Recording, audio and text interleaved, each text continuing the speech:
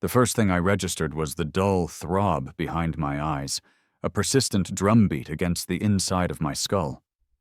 My mind was a swamp of disjointed images, flashes from moments before I'd blacked out. There was Clara, my childhood sweetheart, a vision in her custom-made wedding gown, seated in the sleek silver wheelchair that had become her permanent throne. Then, the picture shifted to her god-nephew, Alex, dressed in a sharp black suit, kneeling before her. He was lifting the hem of her dress with a tenderness that felt all wrong, his touch leaving a flush on her cheeks that I knew wasn't just from excitement. A voice, smooth and laced with a hint of mockery, shattered the memory. "Leo, you're finally awake. Do you have any idea how much you scared Clara? Fainting like that, honestly." I lifted my head, the room slowly swimming into focus. It was the hotel lounge we'd reserved for the wedding party. And there was Alex, standing beside Clara's wheelchair, looking down at me with feigned concern. But it wasn't just him. It was what he was wearing. My suit, my wedding ring gleaming on his finger. A surge of pure, hot fury burned through the fog in my head. "Who the hell gave you the right to wear my suit and my ring?" I snarled, pushing myself into a sitting position. Alex's face went pale, his confident smirk vanishing. Clara, however, just frowned, her expression more irritated than concerned. "Leo, you fainted unexpectedly. You couldn't be at the ceremony, and the guests were all waiting. I couldn't just leave them there, could I? I had no choice but to have Alex step in for you." All the rage I felt suddenly got caught in my throat, choked by a wave of disbelief. I had poured everything into this wedding. For months I'd been working around the clock, juggling billion-dollar projects for Orion Corporation during the day and micromanaging every detail of our wedding by night, all to make it perfect for her. I remembered her complaints, her pouty voice over the phone. "Leo, the wedding is important, but you never have time for me. I'm getting jealous of your company." How could she not know what this day meant to me? And yet she had so easily, so casually, allowed Alex to take my place. The thought of calling the whole thing off, of screaming until my lungs gave out, was overwhelming. But then my eyes fell on her in that wheelchair, and the anger faltered. Her legs. She had sacrificed them to save me. Our marriage wasn't just about us. It was a strategic alliance between my family, the Vances, and her family, the Thorns. I couldn't afford to be rash. A soft knock on the door interrupted the tense silence. "Miss Thorne, the madam invites you all down for dinner," a servant's voice announced. Clara acknowledged the summons with a nod, then glanced at me, her tone dismissive. "We'll deal with this later. Let's go eat." I needed time to think, to process the absurdity of it all, so I just nodded numbly. As we made our way to the private dining room, I couldn't help but watch them. The way Clara's hand rested on Alex's arm, the way he leaned in to whisper something to her, their easy intimacy was a performance of its own, and I was the unwilling audience. In the dining room, I realized with a jolt that my parents were still here. Both our families were gathered around a massive oak table, the air thick with an unspoken tension that you could cut with a knife. The meal began in silence, the only sound the clinking of silverware against fine china. It didn't take long for the quiet to break. My mother put her chopsticks down with a sharp clatter, her voice tight with restrained anger. "Your family has truly surprised me today, letting a nephew stand in for the groom. It's unheard of." Alex immediately stood up, his lips pressed into a thin, pale line. His eyes were red-rimmed as he bowed his head in apology. "I'm so sorry. It's all my fault. I apologize to you all." The Thorne elders remained silent, their faces impassive. It was Clara who spoke, her voice cold and sharp as she defended him. "I suggested it. If you have any anger, vent it on me. Alex is just a kid." My mother looked visibly offended. Clara had always been the picture of respect and deference toward my parents. To see her so fiercely protect Alex against my own mother was jarring. I found it impossible to keep my own anger bottled up any longer. "If it was your idea," I said, my voice low and dangerous, "then shouldn't you be the one offering a sincere apology for what you've done?" Clara nodded, though her eyes held no remorse. "Leo, my oversight caused today's mess. How about this? As compensation, I'll give your family a 5% cut in the Thorne family's new commercial district project. Is that good enough?" I heard a collective intake of breath from the Thorne side of the table. 5% was worth nearly $50 million. My parents looked slightly mollified, but remained silent, leaving the decision to me. I didn't need their money, and I absolutely hated the way she was trying to solve this emotional betrayal with a business transaction. But this wasn't the time or place for a full-blown confrontation. "Let's just eat," I said, refusing to look at her as I picked up some food and placed it on my parents' plates. After the strained meal, once my parents were safely in their car and on their way home, Clara and I were ushered into the Thorne family's stretch Bentley, heading to what was supposed to be our new home together. The moment we entered, the festive red decor hit me like a physical blow. There was none of the joy or anticipation I had felt when I'd painstakingly decorated this place myself. It all felt like a mockery now. Clara wheeled herself over to me, taking my cold, unresponsive hand in hers. "Leo, I'm sorry about what happened today. Please don't be mad, okay?" Her eyes held a glimmer of genuine apology, a flicker of the woman I thought I knew. But it wasn't enough to erase the image of her and Alex. So comfortable, so close. Just as I was about to finally question her, to demand the truth, her phone rang, its urgent chime shattering the fragile peace. She glanced at the screen, and her expression immediately tightened with anxiety. She took the call in the living room, but in the quiet of the house, I could clearly hear Alex's breathless, panicked voice on the other end. "Clara, I feel so bad. So hot. Please, you have to save me." I stood up, blocking her path as she made for the door. "Clara, it's our wedding night. You can't leave." She didn't even turn to look at me. "The wedding night can be postponed.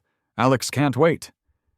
Watching her walk out that door, leaving me alone in our brand-new empty life, I felt an incredible sense of the absurd. If Alex needed her, what about me? My own wedding had been completed without me, and now my wife was abandoning me on our wedding night for her nephew. For the first time in over 20 years of knowing her, loving her, a sliver of doubt began to creep into my heart. Did Clara truly love me? That night she never came back. I lay alone in our giant, ornate wedding bed, the crimson sheets feeling like a shroud. Sleep wouldn't come. When it finally did, it was haunted by the same recurring nightmare. The winding mountain road, the out-of-control truck barreling toward me, and Clara, in a final desperate act, pushing me out of the way. I survived, but she was bound to her wheelchair forever. I woke up from the dream with a gasp, rubbing my temples as I slowly pulled myself back to the present. Downstairs, the first thing I saw was Alex sitting at the dining table. He was wrapped in a pair of light blue silk pajamas that looked suspiciously like a set I owned, a look of deep, post-coital satisfaction on his face. I walked toward the table, lost in a daze.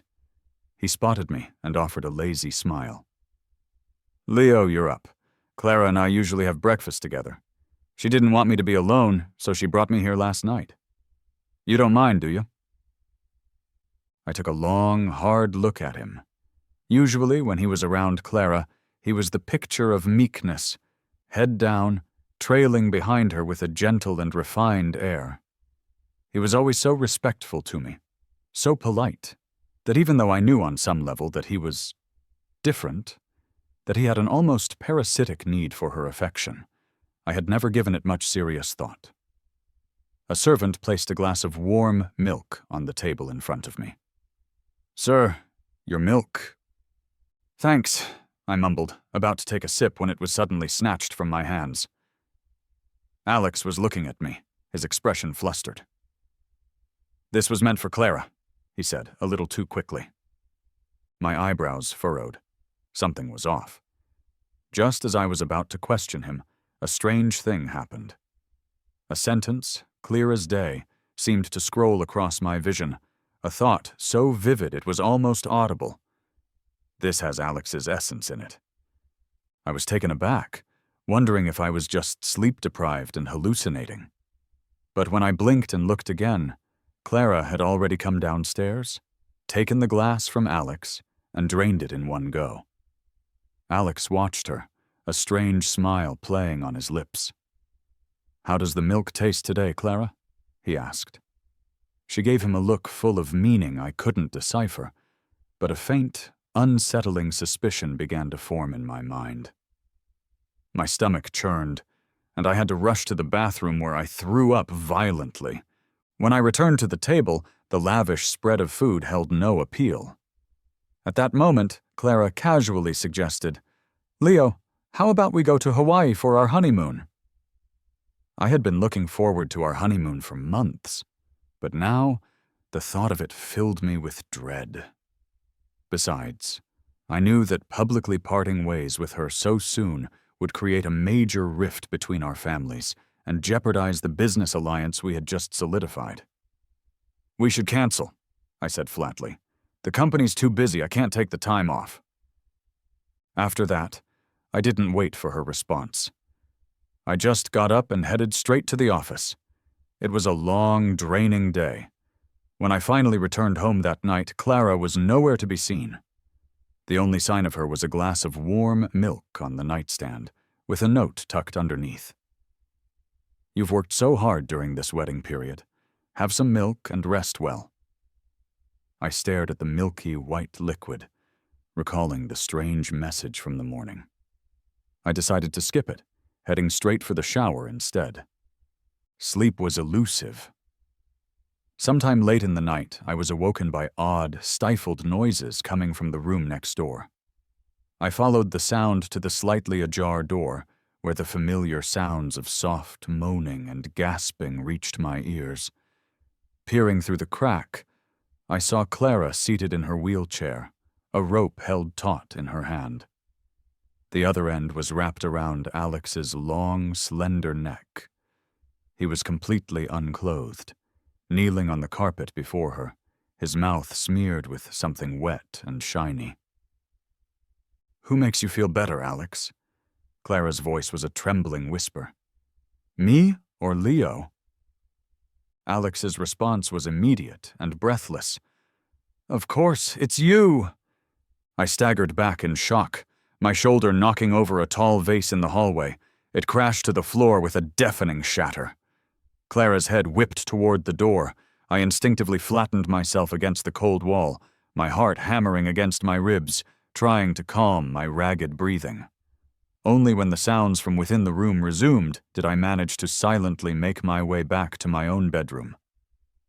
My eyes fell on the now cold glass of milk, and another line of text floated before my vision, sharp and undeniable. "There's a sleeping pill in that milk." Unsure of what to make of this bizarre phenomenon, but trusting the chilling accuracy of the morning's warning, I called a doctor I knew and trusted. The next day I had a sample of the milk sent for testing. Soon after I got to my office, I received a text from him. "Leo, where did you get this milk?" It's laced with a powerful sedative. A heavy weight slammed into my chest, leaving a deep, hollow ache. I couldn't believe it. Clara's care for me was just a means to drug me, to keep me out of her way. I clutched my phone, my knuckles white, just as the office door was thrown open. Clara rolled in on her wheelchair, holding a thermal soup container. "Still busy? I had the servants make some pigeon soup for you. It will help you recover." I didn't move. Just a few days ago, I would have considered myself the luckiest man alive to have her care. Now all I could think about was the drugged milk and the scene I'd witnessed last night. "What exactly is going on between you and Alex?" I asked, my voice dangerously calm. A flicker of panic crossed her eyes, but she quickly masked it. "Leo, what's gotten into you? Alex is my nephew." As if to reassure me, she added, her voice softening. "He lost his parents when he was young, and he relies on me a lot. You're his uncle now, too. It's our duty to look after him." In the past, her soothing words would have worked. I would have believed I was overthinking things. Now I could only see myself as a blind fool. I didn't want to argue anymore. "I understand," I said, turning away from her. "I'm busy right now. You should head back to your company." She sensed the dismissal in my tone, and her brow furrowed. "Leo, are you holding on to some kind of misunderstanding?" she probed. I ignored her, keeping my head down, focused on a document I wasn't even reading. "No." My cold demeanor finally got to her. Her own tone grew tense and irritated. "Fine. Busy yourself, then."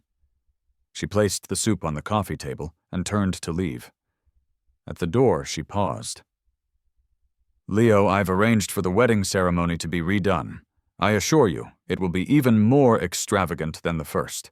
Let's not jeopardize our years of history over these trivial issues." With that, she was gone. Listening to the door click shut, I felt an overwhelming wave of exhaustion. I raised my head, my gaze falling on the soup container. The sight of it made me feel suffocated. I loved Clara, or at least, the woman I thought she was. But that didn't mean I could accept this kind of betrayal. Closing my eyes, I suppressed the last vestiges of hesitation and buzzed my assistant. "Get me a full review of all active and pending projects we are working on with Phoenix Enterprises." My assistant was surprised. "Sir, is there a problem?" My eyes sharpened. "Just do it."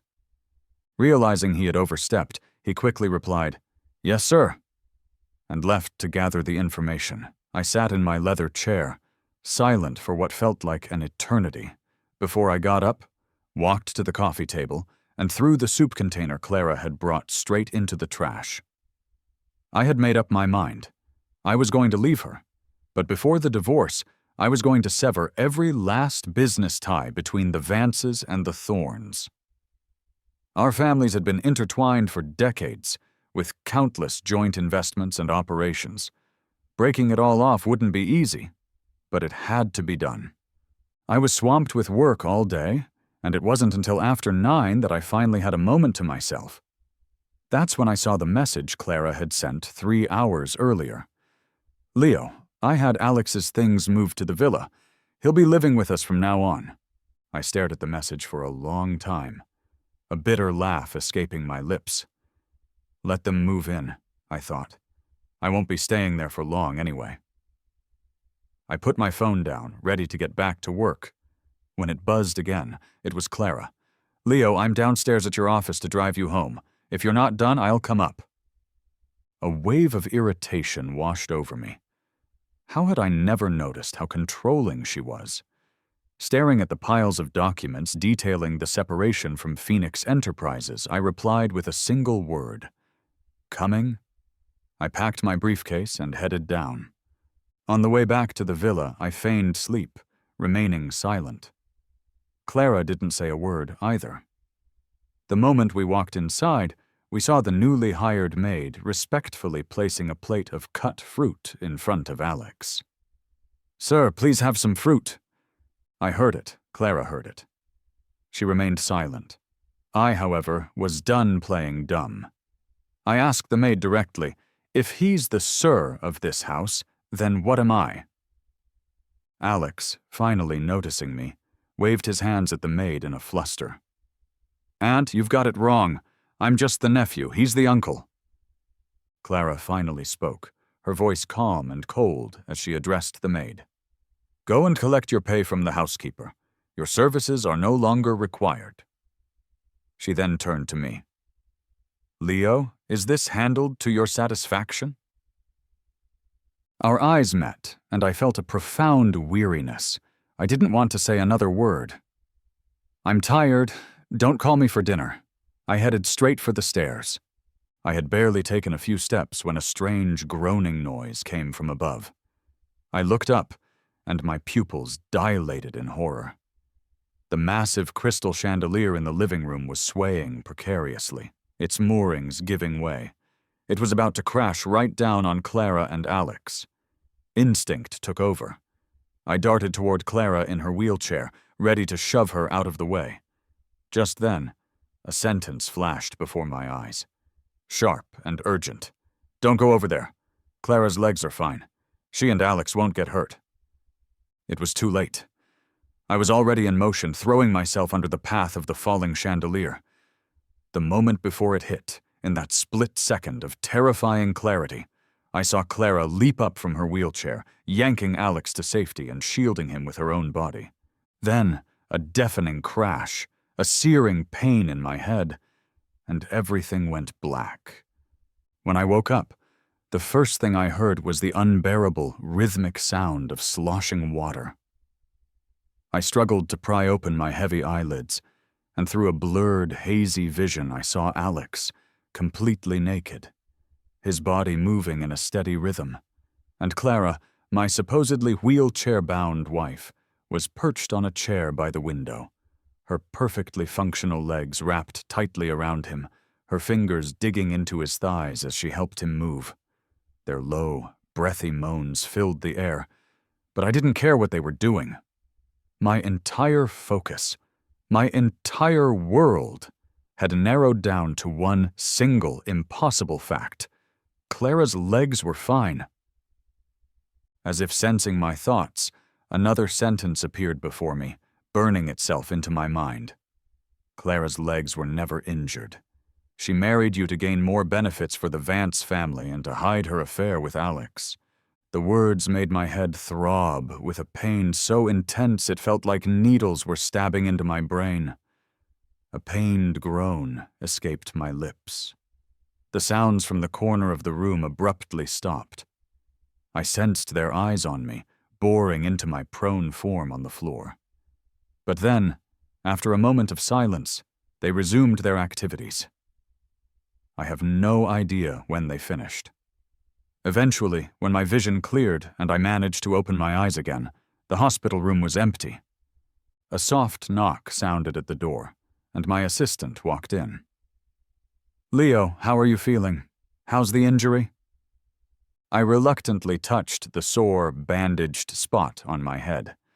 My voice was hoarse. "Nothing major. What's the status?"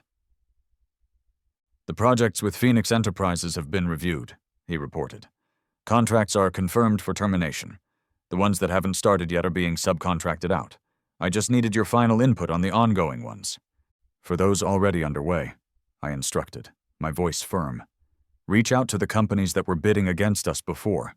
For the ones nearing completion, wrap them up as quickly as possible." I paused, another memory surfacing. "The shopping center we were building with them, isn't that about to launch?" I hesitated for a fraction of a second. Then my resolve hardened. "Sell our stake in it, too. That shopping center had been a joint venture to commemorate our engagement, meant to be a symbol of our two families, of our relationship. I had poured my blood, sweat, and tears into that project. But now that I had chosen to break away from Clara and the Thorns completely, it held no value for me anymore." My assistant looked troubled. "Leo, the opening ceremony is today. Clara already took Alex there." Stunned, I watched the live stream on my assistant's tablet. On stage, Clara and Alex stood side by side like a happy couple, unveiling a large plaque. The logo on it wasn't the L and C we had designed together. It read C&A, for Clara and Alex. I stared hard at those two letters, my hand, hooked up to an IV, clenching into a tight fist. Bright red blood began to flow back up the tube, but I didn't even feel the pain. My assistant had to frantically call a nurse to fix the drip and apply a new bandage. I was still in a daze when my mother called, her voice trembling with fury. "Leo, that woman took her nephew to the opening ceremony and even changed the mall's name at the last minute. The entire city is talking about it. She has no respect for you or our family at all." Her voice softened slightly. "Don't worry. Your father and I have already spoken to the Thorns. Her grandfather has agreed to send Alex abroad and to change the mall's name back." A warmth spread through my chest, knowing my parents were fighting for me, though I knew it was no longer necessary. "Mom," I began, about to tell her my decision, when Clara herself wheeled into the hospital room, shattering any lingering illusion that her ability to stand had just been a momentary fluke. "Mom, Clara's here. I'll be home in a couple of days. We need to talk then." I hung up and looked at Clara, my face devoid of any warmth. She had abandoned her usual gentle facade and got straight to the point. "You've been through a lot recently. I've transferred the title for the West City development land to your name. Please, talk to my grandfather. Let Alex stay." I remembered that land. When the Vance family was struggling years ago, I had offered a fortune for it. But the Thorns wouldn't budge. Now she was giving it away so easily, all for Alex. The irony was suffocating.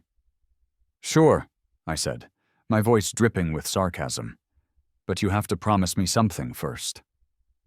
"Okay," she agreed quickly. "Anything I can do." "Stand up," I replied coldly. Her eyes flickered with an unreadable emotion before she lowered her gaze, feigning vulnerability. "You saw me stand up. I thought I could, but after that, the doctor said it was just a temporary surge of adrenaline." What kind of adrenaline rush, I wondered, had kept her and Alex passionately tangled together from the moment the chandelier fell all the way to this hospital? A wave of self-deprecation washed over me. I chuckled bitterly, but didn't press her further. For the next 2 weeks, whether out of guilt or some other twisted motive, Clara stayed by my side, caring for me with such meticulous attention that even the doctors and nurses couldn't help but praise her devotion.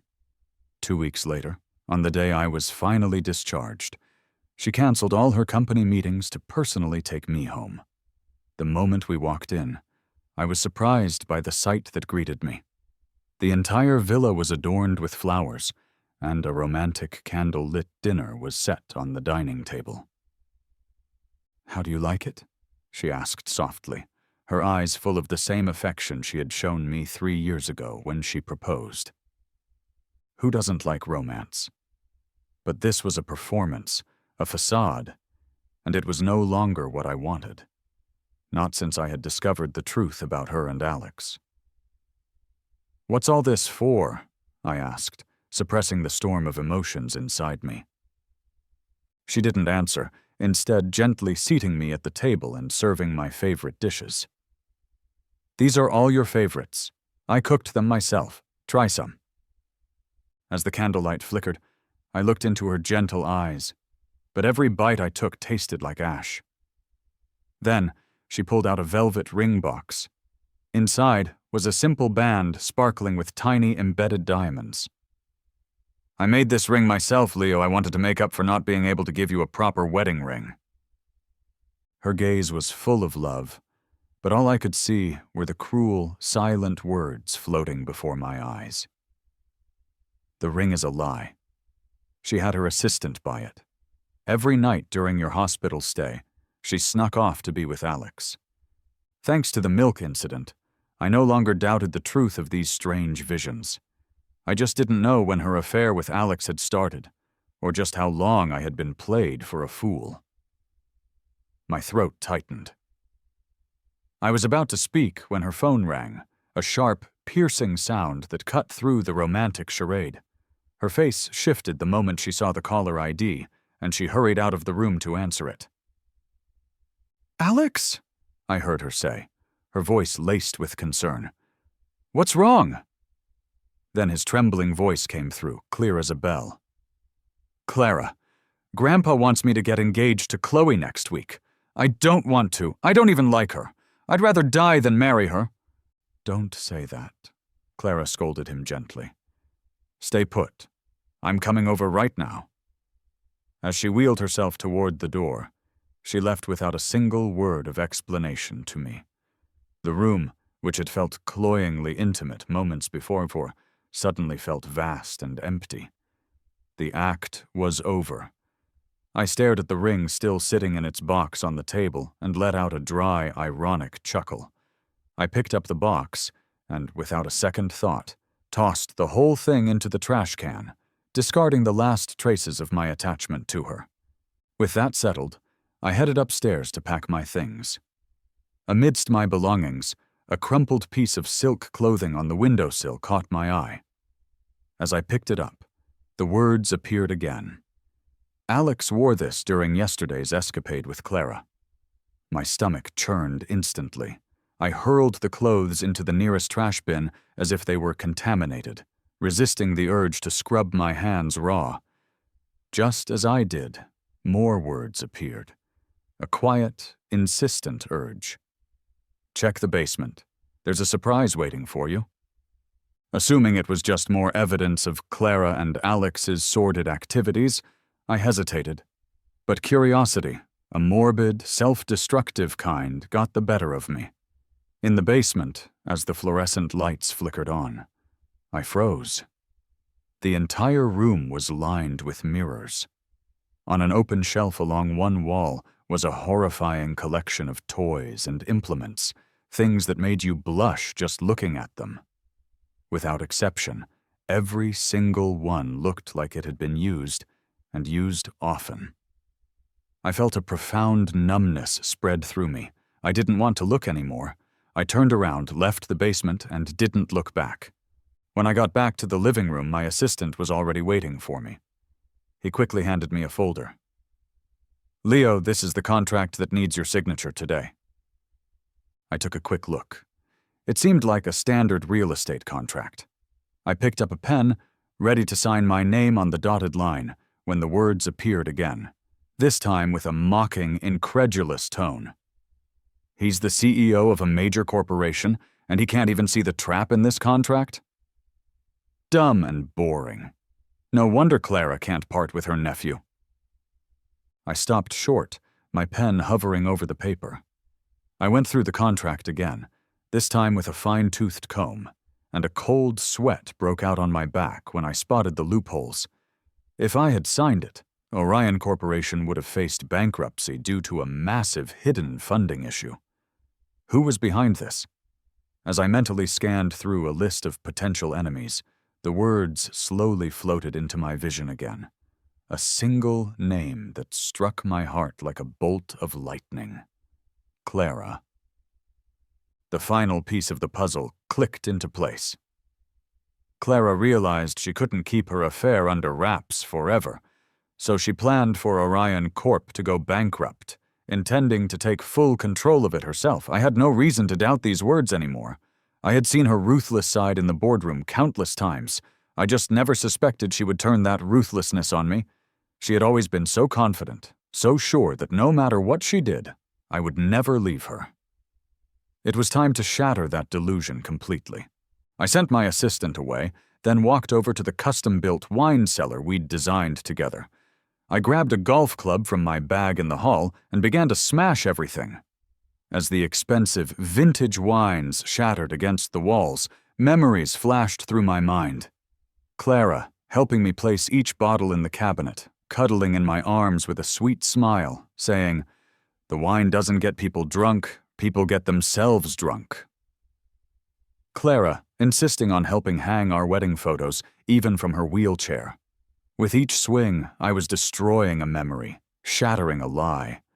When I was finished, the rich, cloying scent of spilled wine filled the villa. I didn't hesitate. I walked out of the house, tossing a lighter behind me as I went. In an instant, the villa was engulfed in flames. The fire not only consumed the sickening basement and all its secrets, but it also burned away every last feeling, every last memory I had of her.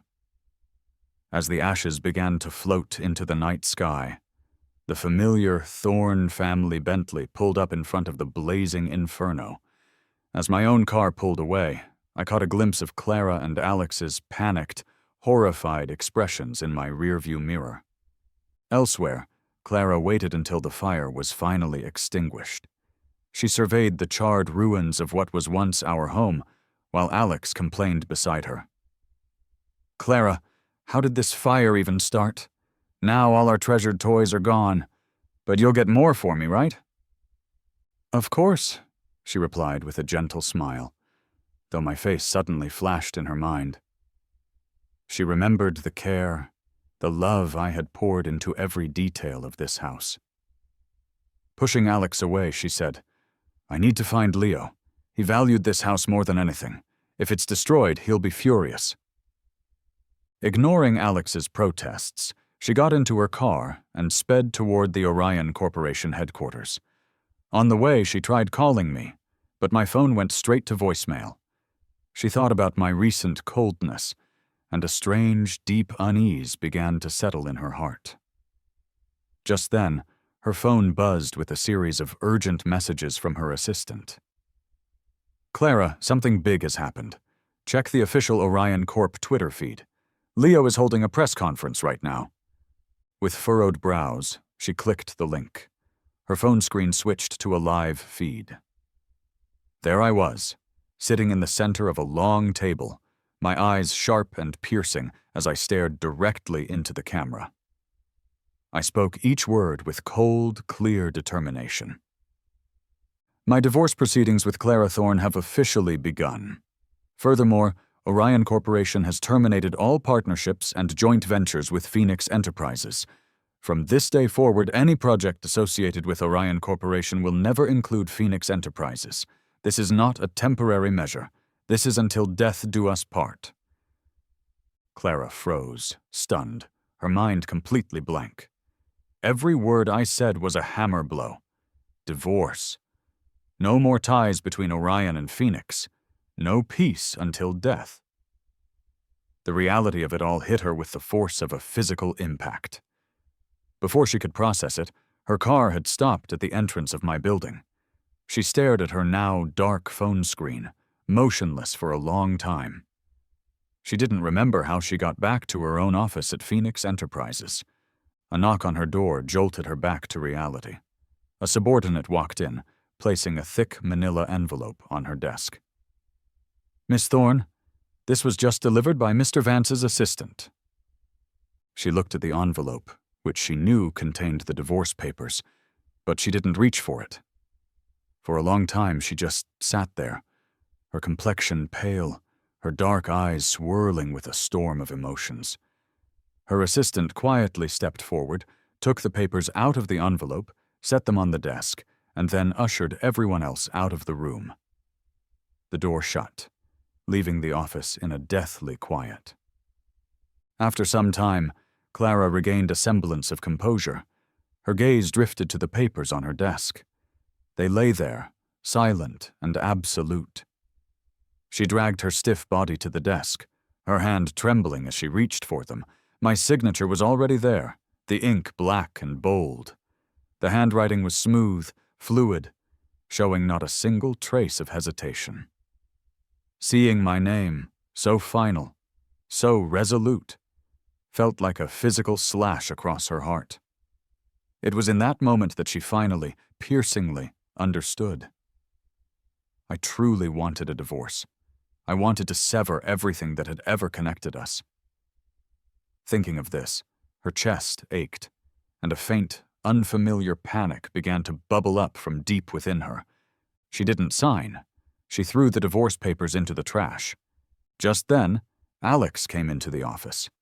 In recent days, his desires had been more than satisfied, and he carried himself with a rosy, contented demeanor, his eyes captivating and bright. "Clara, what's wrong?" he asked, his eyes immediately lighting up at the sight of the divorce papers in the trash can. He opened his arms, pulling her rigid body into an embrace, his voice a low, hushed whisper. "Is Leo divorcing you?" "I'm not getting a divorce," Clara finally managed to say, her voice shaking uncontrollably. Alex paused, biting his lip in frustration. "Why not? Don't you like me anymore?" He and Clara weren't blood-related. They were only aunt and nephew by a technicality of marriage within the extended family. For years, because of her unique disposition and his insatiable needs, she had been the one to help him manage his desires, using her own body as a remedy. Though sometimes, when he was truly ravenous, he couldn't stop himself from seeking out other women, he genuinely cared for Clara. She had always been his protector. Clara broke free from his grasp and said firmly, "This is different." His voice grew agitated. "How is it different?" She wasn't sure herself. There was just a voice deep inside her, screaming at her that she couldn't get a divorce. It felt as if signing those papers would be a mistake she would regret for the rest of her life. After calming Alex down, she received a call from the Thorne family estate, summoning her home immediately. My press conference had caused an uproar. Our two families, always on the best of terms, were now locked in a bitter public standoff. The speculation was rampant. Then, the incident from a month ago resurfaced. Clara and Alex at the mall unveiling, the last-minute name change. The fact that they were only aunt and nephew in name was not a well-kept secret among the city's elite. The whispers started. Clara was having an improper relationship with her nephew, I had found out, and this was the explosive result. The media had caught on and were ready to run with the scandalous story, but the Thornes had paid a hefty sum to suppress it, at least for now. Late that night, in the grand hall of the Thorne family home, the atmosphere was tense and oppressive. Her grandfather, the patriarch, wasn't speaking, and no one else dared to. As the main cause of this public humiliation, Clara sat silently with her head down. On the way there, her assistant had messaged her. I had used the situation to swiftly and cleanly sever all business ties between our two families. Their connections ran deep. For me to have been able to do it so quickly meant I must have been planning this for a long time. When did he start? She wondered. Finally, her grandfather spoke, his eyes looking past her. "Why didn't Alex come back with you?" Clara paused. "He wasn't feeling well. I told him to rest at home." The old man huffed, not believing a word of it. "Since we're all here today, you had better explain what, exactly, is going on between you and Alex." She stayed silent for a long time before speaking softly. "Alex and I are just aunt and nephew." At this, her grandfather's anger boiled over. "You're still not telling the truth." Clara pressed her lips together, refusing to say more. Seeing her defiance, her mother stepped in. "Dad, Clara practically raised Alex herself. It's natural that they're close." But even as she spoke, her voice faded. Everyone in that room knew what the relationship between Clara and Alex was. Her grandfather waved his hand dismissively. "Let's send Alex abroad in a few days. Given all this uproar, he'll only face judgment if he stays here. He can lay low for a while." At these words, Clara's head snapped up. She knew her grandfather meant well, but there was no way Alex could leave her right now. In the end, she confessed to their relationship but blamed everything on herself. "This whole mess is my fault.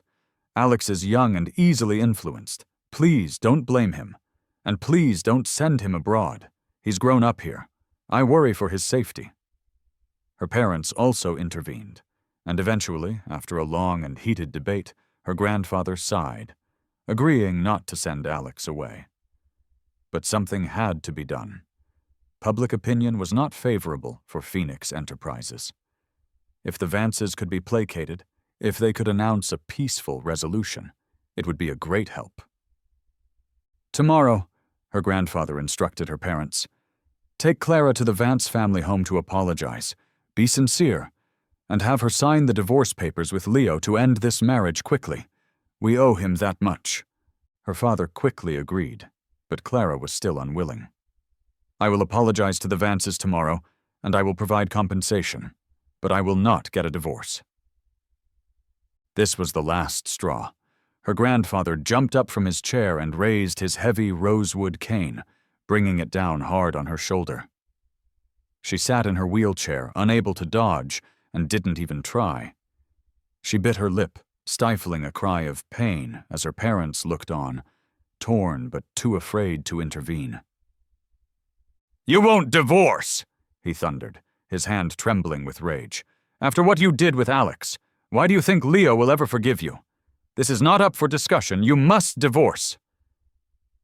I won't divorce, she repeated, her voice firm despite the stinging in her heart. Her grandfather gave her an ultimatum. Fine. Then you must choose. It's either Leo or Alex. Divorce Leo or we send Alex abroad, and you will never contact him again. Clara didn't want either outcome. Alex needed her. And after all this time, she realized she had genuine feelings for me, feelings she had taken for granted.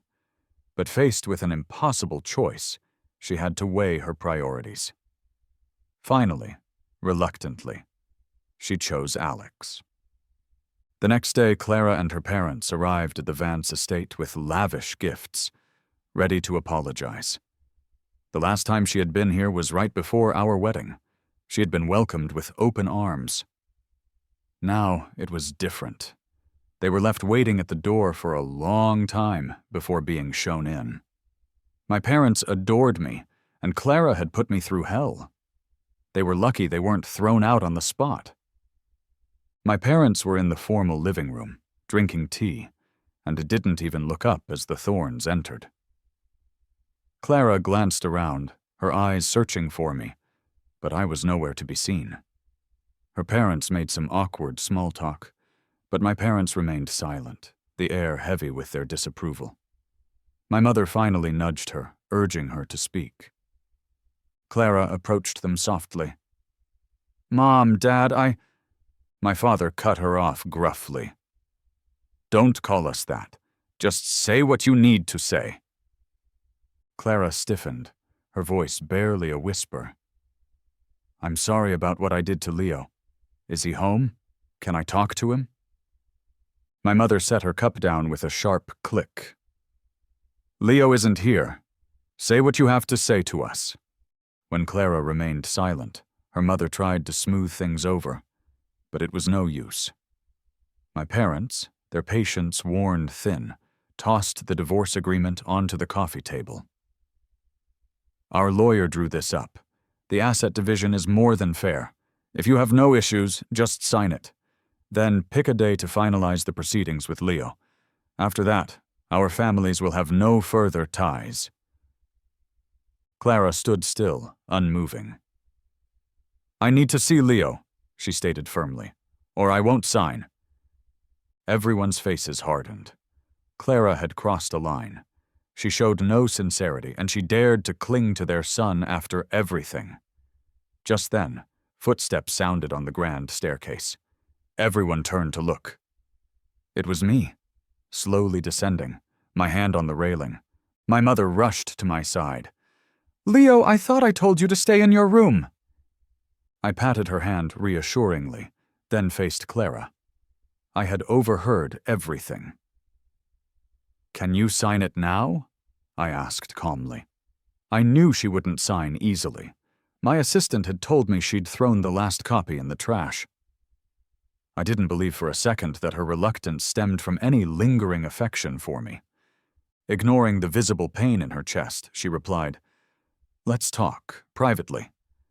I nodded, gave my parents a comforting look, and led her out to the garden gazebo. The weather was perfect, the sun shining in a cloudless sky, and the scent of blooming flowers filled the air. We sat facing each other, the first time we had been this calm together since I had discovered her betrayal. But the calmness was only on the surface. Inside, Clara was a wreck. Her hands clenched tightly, her gaze locked on mine. The divorce papers lay on the table between us, a pen resting beside them. It was as if I expected a few words from her, and then she'd sign and walk away. The thought of my eagerness to cut ties with her made her own anger begin to swirl. Seeing her silence, I finally spoke. "What did you want to talk about?" Her voice was hoarse. "I'll end things with Alex. I can give you whatever resources you want." She paused, her voice choking with emotion. "So, can we not get a divorce?" I was stunned for a moment, then I let out a harsh, mocking laugh. "Really? You think you can fool me again? Say one thing and then hide him behind my back? Clara, you're an adult. Isn't it time to stop playing these childish games?" She was taken aback, at a loss for words. "I'm serious this time," she stammered. "I haven't lied to you." If only that were true. If only she had been honest from the start. Maybe we wouldn't have ended up here. I valued our history. But disappointment had followed disappointment. Heartache had followed heartache, until I was completely and utterly done. Back then, her eyes were only for Alex. She never even noticed my pain. Now that I had finally given up, she was trying to win me back. It was laughable. "Is that so?" I said, my smile filled with sarcasm. "But after everything you've done, how am I supposed to trust you? And even if you are telling the truth now, it doesn't matter to me anymore. Just sign the papers. If you want to drag this out, I've got time. One way or another, I am divorcing you." I pushed the agreement toward her, my expression indifferent. She lowered her eyes, feeling like her heart was being ripped apart. So I could be this cold, this hurtful. Seeing her still hesitating, my face turned to ice. "Clara, I have a video you might find interesting." She looked up, surprised. I sneered, pulling out my phone and playing a short clip. It was footage of her and Alex, intimately entangled, a scene that left nothing to the imagination. Her face turned ashen, and she tightened her fists. "When was this taken?" I put my phone away. "You two were messing around behind my back every day. Did you really think I didn't know? You should realize what releasing this video would do to Phoenix Enterprises, right?" Of course, she understood. Releasing this would confirm the scandal, tarnish the Thorne family name, and cripple her company. "Just sign it," I said, my patience gone. "Don't waste any more of our time." Looking at the woman I once loved, I now felt only a cold, profound disgust. She stared at me for a long time, dazed. When did the love in my eyes fade away? Disoriented, she finally picked up the pen, her hand trembling as she signed her name. Seeing her signature on the paper, I silently breathed a sigh of relief. "Meet me at the Civil Affairs office at 8 tomorrow morning," I told her, taking my copy of the agreement. "I have time then." With that, I turned and walked away without looking back. The next morning I was up at 6. I showered, styled my hair, and picked out a sharp suit. You'd think I was going on a date, not finalizing a divorce. For me, saying goodbye to this failed marriage felt like a rebirth. I arrived at the courthouse promptly at 8, but I'd been too optimistic. Clara was a whole hour late. By the time it was nearly 10, I couldn't help but call her. She finally answered, the sounds of traffic in the background. "How much longer?" I asked coldly. "Sorry, I'm stuck in traffic," she said casually.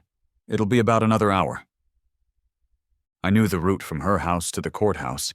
It never had traffic. Did she think stalling would change anything? "Hurry up," I snapped. "I don't have time to waste with you." I hung up and found a nearby cafe to wait. By 11:30, she finally showed up, looking like a mess. Her hair was disheveled, and she had dark circles under her eyes. "Sorry I'm late," she forced a smile.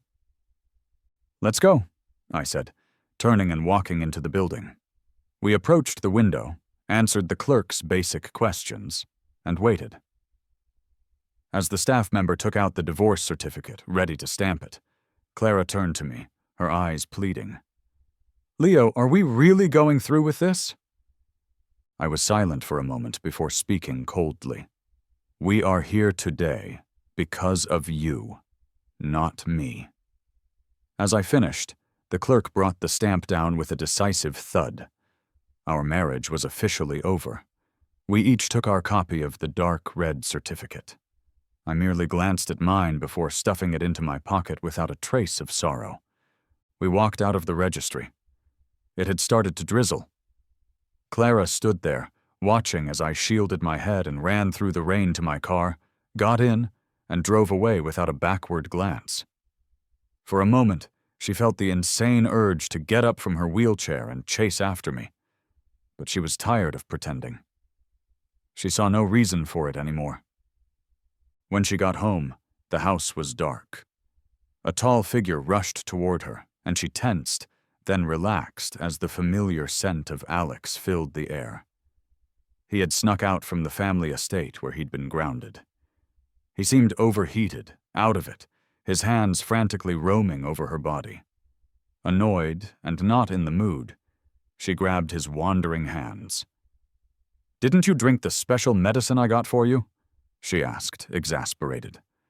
For years she had been working with doctors overseas to develop a potion that could substitute for the energy he needed to help him live a normal life. His eyes welled up with tears.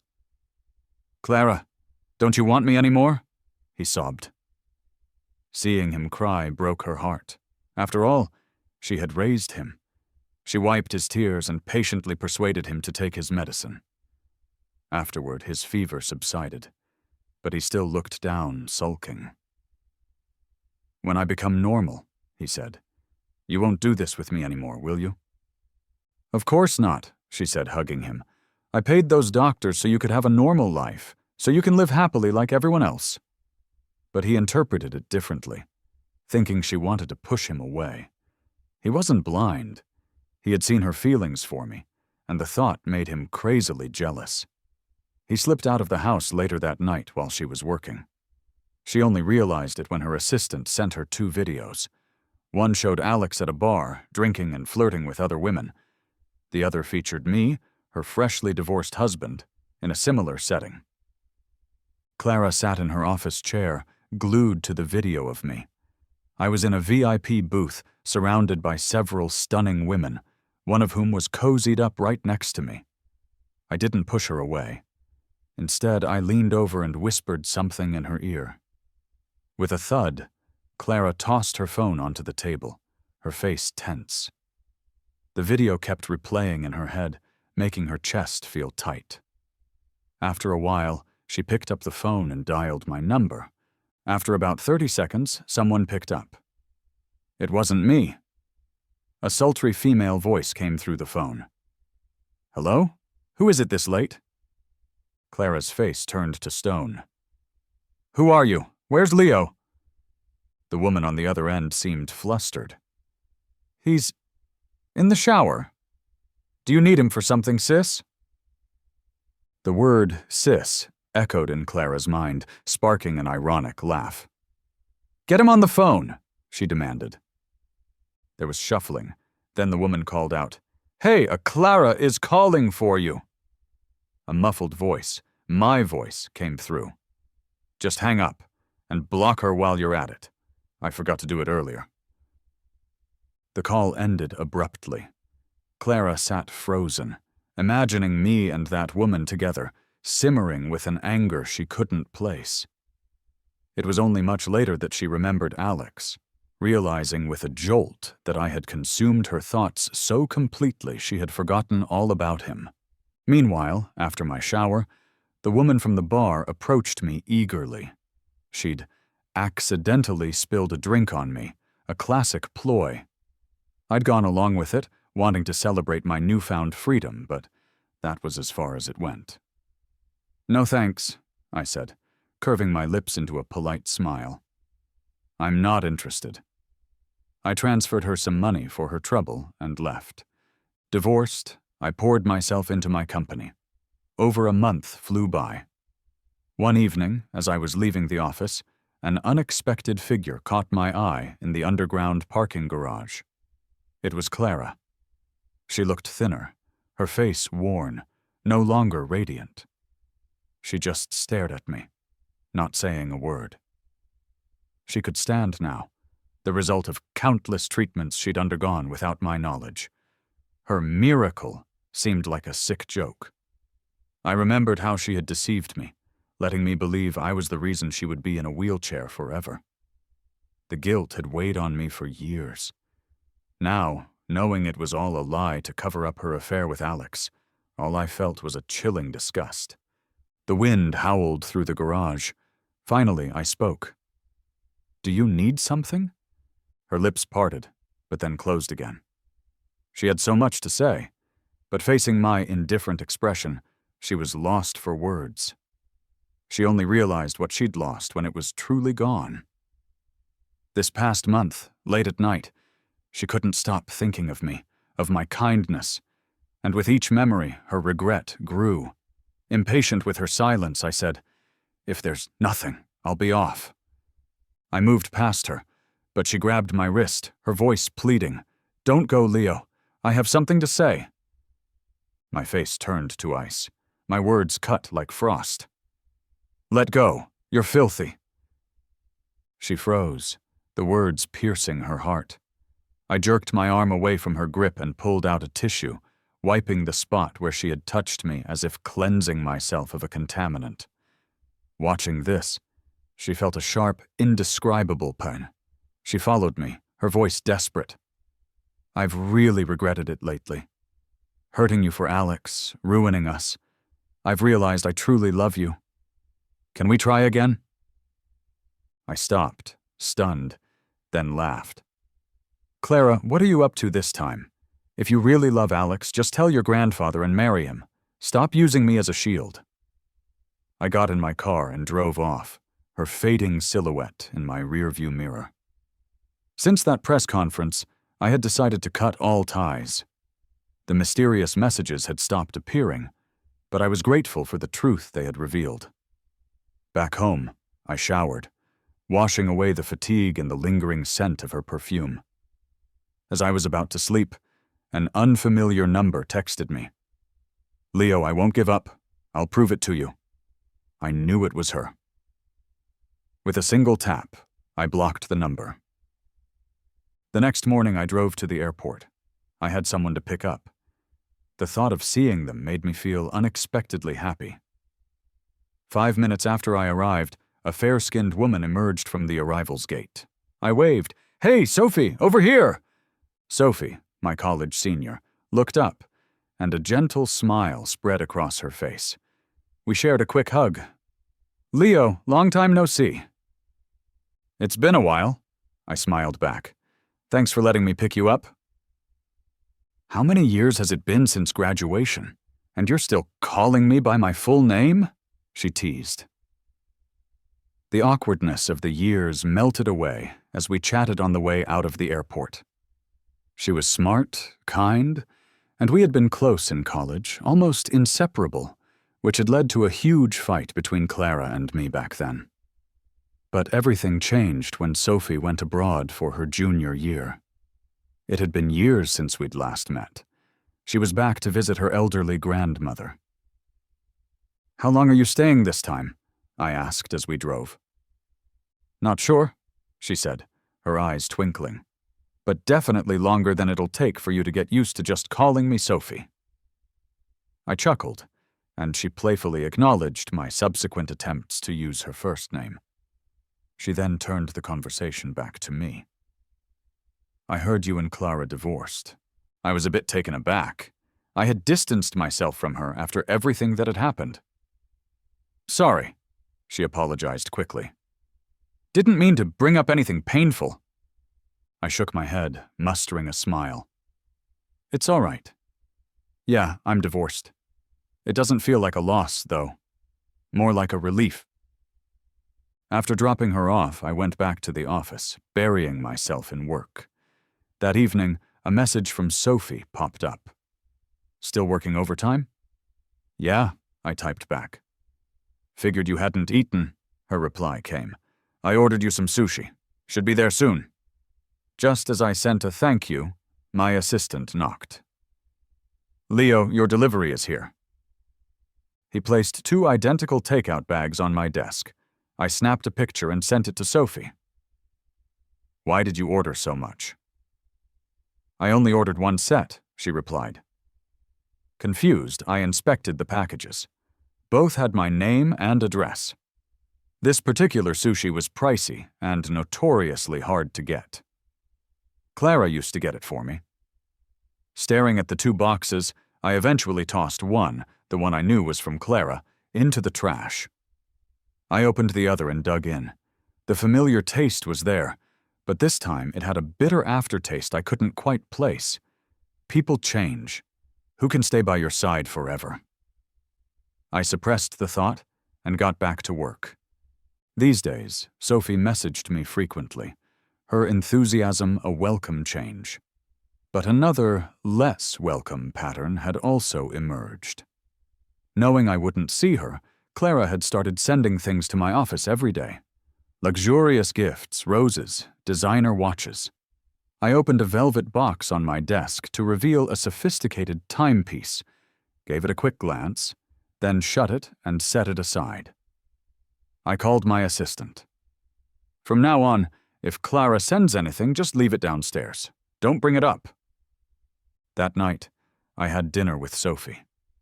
As we strolled back from the restaurant, the chilly evening air made me shiver. Sophie quickly unwound the scarf from her neck and wrapped it around me. I paused, catching the faint scent of jasmine, my cheeks warming. Just as I was about to thank her, a familiar female voice cut through the night. Leo! Startled, I turned to see Clara approaching, her face a mask of anger. Sophie quickly stepped in front of me as Clara strode toward us, her eyes fixed on Sophie with a cold, hostile glare. Even after all these years, Clara recognized her instantly. She couldn't stand Sophie back in college, and seeing her here now, conveniently returned just as we were divorcing, seemed too planned. The tension was palpable. I stepped out from behind Sophie. Clara's expression softened slightly as she looked at me.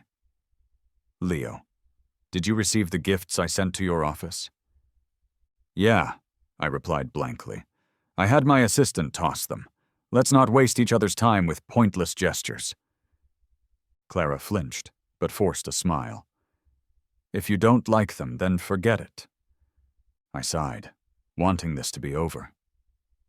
Sophie caught on, linking her arm with mine. Let's go, Leo. Can you drop me home? I smiled and agreed, turning to leave with her. Clara stood frozen, watching us go, her heart feeling like it had a gaping hole letting in an icy wind. A few days later, at a charity gala, I ran into Sophie again.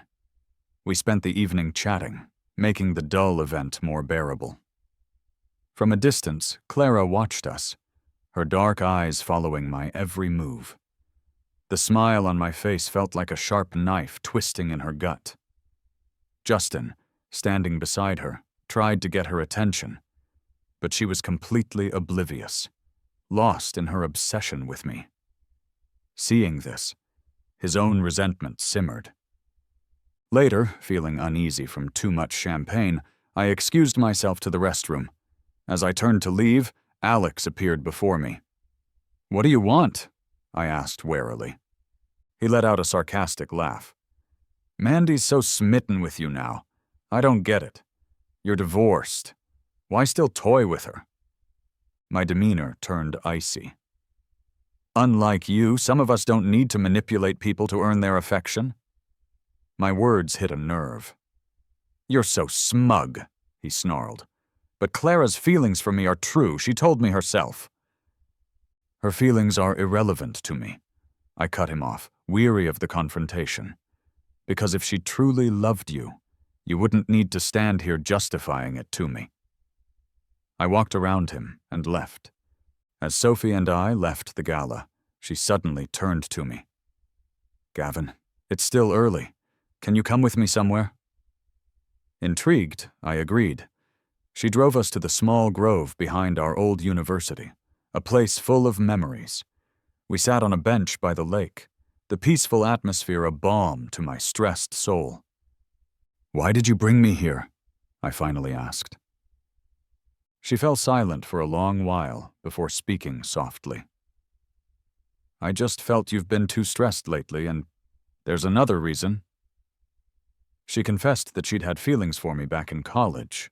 I was taken aback, unsure how to react. She was gentle and attentive, everything Clara wasn't. But I had just escaped a failed marriage. I wasn't ready for another relationship. Sensing my hesitation, she gave me a reassuring smile. I've never expected you to agree to be with me. I don't want my feelings to be a burden. If you're not willing, I won't push you. I felt a wave of relief and gratitude. Thank you for your feelings, Sophie. You're amazing. I'm sure you'll meet someone who deserves you. She smiled, hiding her disappointment. The awkwardness dissolved. After she dropped me off at my apartment building, I watched her drive away, then turned and headed inside. I was exhausted and just wanted to sleep, but as I exited the elevator on my floor, I saw her. Clara, drunk and disheveled, was sitting on the floor in front of my door. The strong smell of alcohol hit me, and I frowned. Clara, wake up, I said, crouching down and tapping her shoulder. Don't sleep at my door. She opened her eyes groggily, and a pained smile crossed her face when she recognized me. Leo, you're finally back. Since you're up, go home, I said, my expressionless. I need to rest. She stumbled as she stood, her eyes red. Leo, I know I was wrong. I'll agree to whatever you say. Can you just give me one more chance? Seeing me and Sophie together at the gala had clearly driven her over the edge. I remained silent, my face stern. She reached for me, but I dodged her touch. She suddenly hugged me from behind, burying her head in my back, her voice cracking. Leo, I don't want to let go. Please, give me another chance. I frowned with irritation. I tried to push her away, but then I froze. She was crying, real, shuddering sobs. For a moment, my resolve wavered. But then the memories, the lies, the betrayal, the basement came flooding back. I shook off the feeling and forcefully pushed her away. Clinging to me like this just makes me dislike you more, I said, my voice cold and final. Clara, if you truly regret what you did, then let go, stop bothering me. She stood there, stunned, her eyes filled with a pain so deep it was almost shocking. I paid her no heed. I walked inside my apartment and shut the door firmly behind me. Sophie stayed in the city for almost half a month before heading back to the States. On the day of her departure, I saw her off at the airport, sharing a hug and wishing her well. After that, Clara continued to pester me for a while, but I chose to ignore her, focusing instead on my own life. Under my leadership, Orion Corporation thrived. I gradually found more time to spend with my parents, to travel, to explore the world. From then on, Clara Thorne was no longer a part of my life. Awaiting me was a vast, open world and a life of true freedom.